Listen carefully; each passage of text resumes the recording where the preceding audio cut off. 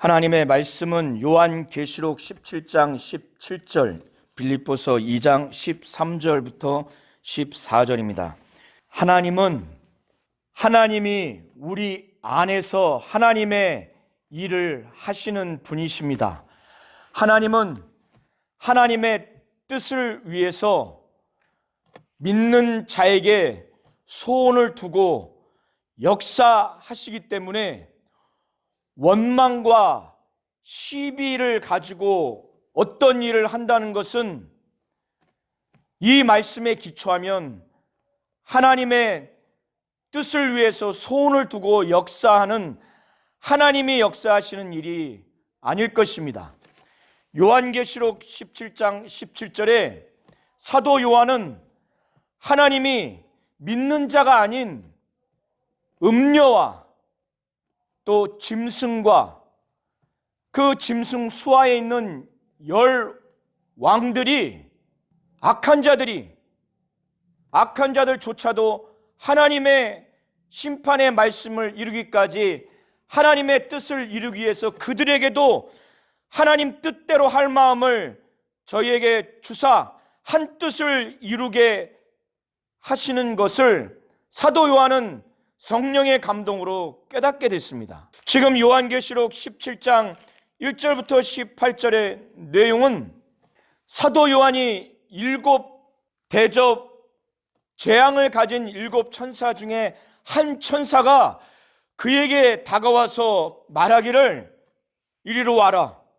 큰 음녀 곧 큰 바벨론, 구약의 바벨론은 예루살렘 성전을 파괴하고 하나님의 백성 이스라엘 백성을 포로 삼아서 우상을 숭배하게 하는 대표적인 하나님의 대적자요, 하나님의 백성들의 대적자로 일컬은 그 대적 국가입니다. 지금 요한계시록에 그와 같이 하나님을 대적하고 하나님의 백성인 교회를 대적해서 그들을 우상 숭배하고 그들을 죽이는 자들의 대표적인 대명사로 일컫는 그 명칭을 바벨론이라고 하는 것입니다. 이 당시 사도 요한 당시에는 이런 역할을 했던 국가가 로마 제국이었기 때문에 큰 음녀, 큰 바벨론의 심판을 사도 요한에게 보여주기 위해서 이리로 와라. 그리고 큰 음녀는 물 위에 앉아있다. 지금 17장 15절에 이 물을 천사가 다시 요한에게 해석하기를 이 물은 온 세상 곧 백성과 무리와 열국과 방언들이라고 천사가 다시 그것을 해석해 줍니다. 그래서 지금 큰 음녀, 큰 바벨론, 이 당시의 로마 제국 뿐만 아니라 지금까지 하나님을 대적하고 하나님의 교회를 핍박하고 우상을 숭배하게 하는 자들은 넓게 큰 바벨론이라고 생각하시면 될 것입니다. 그래서 음녀가 어떤 존재인지, 그 음녀의 정체성과 그리고 그 음녀가 탄 붉은 짐승이 어떤 존재인지에 대해서 1절부터 8절까지 그 큰 음녀 그리고 그 붉은 그 짐승에 대해서 묘사하고 있습니다. 그 음녀는 옷이 붉고 자주색이고 금과 보석과 또 진주를 치장한, 겉으로 볼 때는 이거 다 은유적인 상징적인 의미입니다. 그 음녀는 겉으로 보기에 화려하고 그래서 정력이 불타오르게 만들고 그리고 부귀영화를 누리고 있는 것처럼 이 당시의 로마 제국이 경제적인 번영을 이루기 위해서는 로마 제국에 순응을 할 수밖에 없고 정치적인 그 핍박과 박해 가운데 안정과 평안과 번영을 이루기 위해서는 이 큰 음녀, 큰 바벨론, 당시의 로마 제국의 화려한 부귀 영화와 황제 숭배에 순응할 수밖에 없도록 그렇게 하는 존재라는 것을 사도 요한은 지금 하나님의 천사를 통해서 그 큰 음녀의 그 환상의 모습을 보여준 겁니다. 그런데 그 음녀의 머리에는 비밀스러운 이름이 적혀 있고 큰 바벨론이라고 적혀 있고 아주 가증한 것, 이 땅의 음녀들의 어미라고 지금 그렇게 기록되어 있습니다. 이 음녀는 이들이 땅의 임금들을 자기의 그 황제를 숭배하는 그 영적인 음행으로 인해서 땅의 임금들이 자기로 더불어 음행하도록 하나님을 대적하고 하나님을 반역해서 배신해서 우상을 숭배하도록 하는 반신앙적인 행위가 구약과 신약의 음행이라고 그렇게 일컫습니다. 물론 구약에도 신약에도 도덕적인 타락도 음행이라고 말하지만 지금 계시록 17장에 한해서는 그것을 말하는 것입니다. 그래서 땅의 임금들뿐만 아니라 땅에 있는 모든 자들이 이 지금 큰 음녀, 큰 바벨론, 이 로마 제국의 황제 숭배에 다 음행의 포도주에 취하도록 그렇게 만들고, 또 한편에서는 이 로마 제국이 성도들의 피, 예수의 증인들의 이 피에 그가 취했다는 거예요. 완전히 거기에 도취돼서 사람을 무지막지하게 예수 믿는 자들, 증인들을 죽인다는 겁니다. 사도 요한은 분명히 전능하신 하나님, 그리고 어린 양이신 예수 그리스도를 쫓아가는 자기가 양육한 소아시아 교회 7 교인들, 그리고 많은 성도들이 이겨야 하는 영적 생활의 그 환상을 보는 것이 아니라 짐승이 이기는 것처럼, 큰 음녀가 이기는 것처럼, 그리고 그 큰 음녀인 큰 바벨론이라고 일컫는 이 당시의 로마 제국, 또 지금 저희가 살고 있고 앞으로 저희가 하나님의 부르심을 받은 이후에 하나님을 반역하게 하는 반신앙적인 그 세력들, 그리고 우상 숭배에 거부하는 믿는 자들을 이렇게 처참하게 피 흘리게 하는 그런 세력들에 이기는 것처럼 그렇게 보이는 모습을 보면서 사도 요한은 놀랬고 크게 놀랬습니다. 그러니까 천사가 왜 놀래느냐, 그리고 7절과 8절을 통해서 이 이후에 이 여자와, 그리고 머리에 7머리가 있고 10뿔이 있는 이 붉은 짐승, 이 짐승의 비밀을 내가 너에게 가르쳐 주겠다라고 천사가 말했습니다. 이 짐승은 적그리스도를 말합니다. 용은 사단을 말하고, 이 짐승은 바다에서 나온 짐승이에요.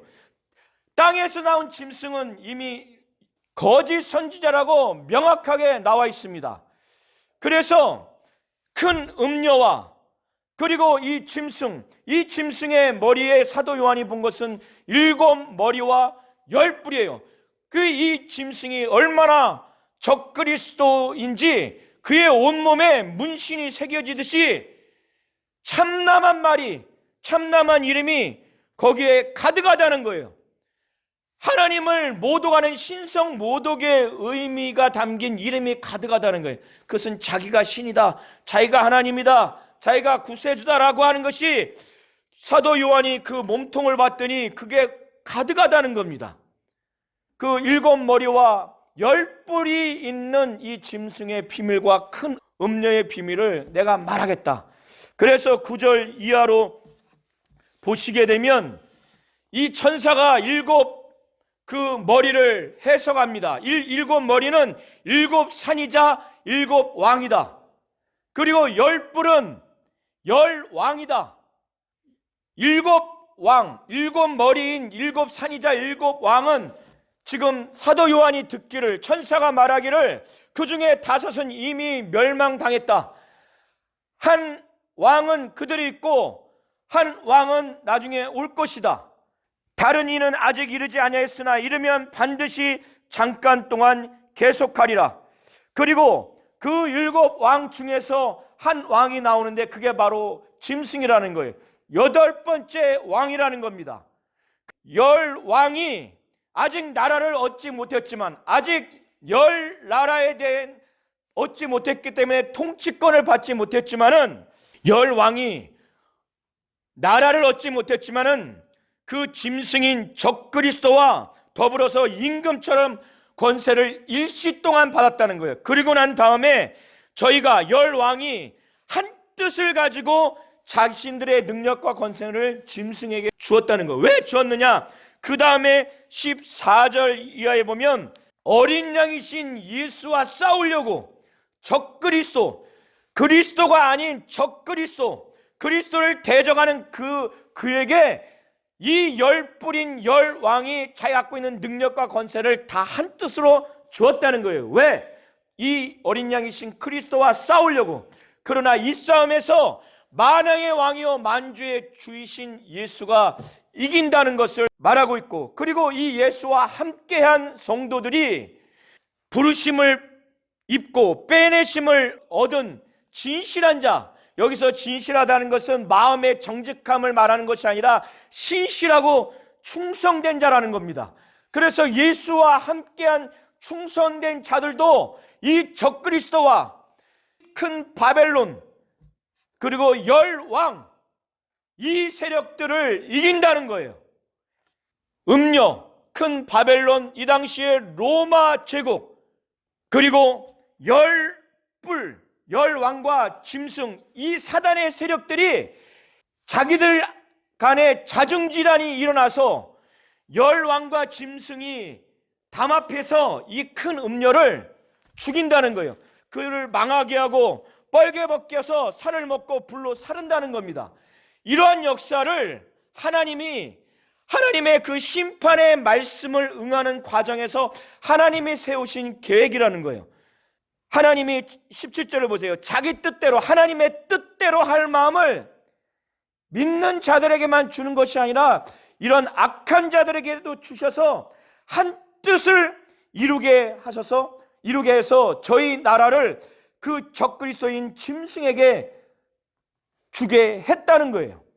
그래서 하나님 말씀이 응하기까지 저들이 그렇게 하도록, 그래서 로마 제국이 망하게 됐고, 이러한 악한 자들의 세력은 근본이 하나님처럼 선한 것이 아니라 그 근본, 본성이 악하기 때문에 이럴 수밖에 없는 거예요. 하나님은 이걸 사용하시는 거예요.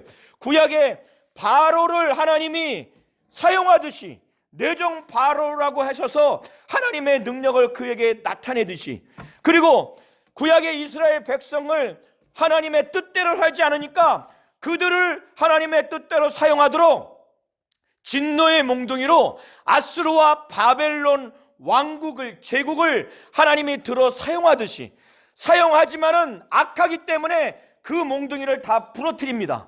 아수르와 바벨론 왕국을 다 나중에 멸망시켜요. 이게 하나님의 뜻입니다. 우리가 생각하는 하나님의 뜻은 반드시 믿는 자를 통해서만 역사하실 것 같은데 그렇지 않다는 거예요. 그렇지 않다는 거예요. 바벨론, 아수르 하나님의 뜻을 이루는 데 사용했지만은 그들은 악한 도구이기 때문에 결국 하나님이 또 버리십니다. 그러나 그 과정에서 하나님은 하나님의 뜻을 이루기 위해서 선한 자든 악한 자든 하나님은 하나님의 뜻을 이루기 위해서 그 뜻을 이루고자 하는 마음을 주시는 거예요. 가룟 유다는 이미 성경의 예언대로 저주받고자 예언된, 성경을 응한 인물이에요. 그것을 우리가 어떻게 할 수가 없어요. 이와 같이 하나님은 믿는 자든 믿지 않는 자든 하나님의 큰 뜻을 이루기 위해서, 그의 경륜과 그의 섭리를 이루기 위해서 그 뜻을 이루고자 하는 마음을 주십니다. 그리고 그 말씀이 응하기까지 그 일을 이루도록 하는 거예요.